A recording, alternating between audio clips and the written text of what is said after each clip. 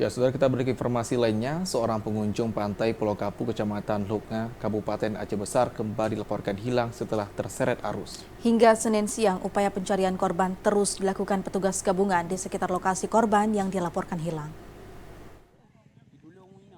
Dengan menggunakan perahu karet, pencarian Muhibudin pengunjung yang dilaporkan hilang terus dilakukan petugas gabungan SAR di pantai Pulau Kapuk, Kecamatan Luknga, Aceh Besar.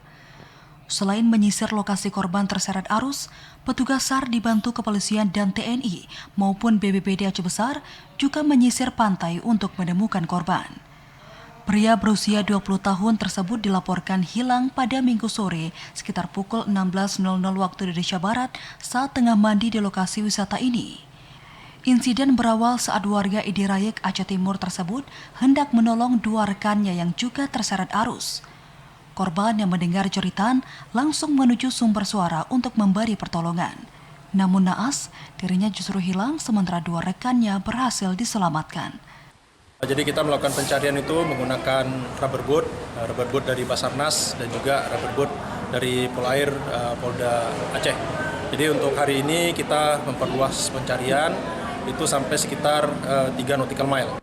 Dua rekan korban yang berhasil diselamatkan setelah sempat terseret arus masing-masing Rahmi 34 tahun dan Fadli Azhari berusia 40 tahun asal Sigli.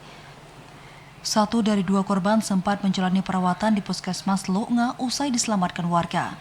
Sementara itu hingga Senin siang upaya pencarian terhadap korban belum membuahkan hasil.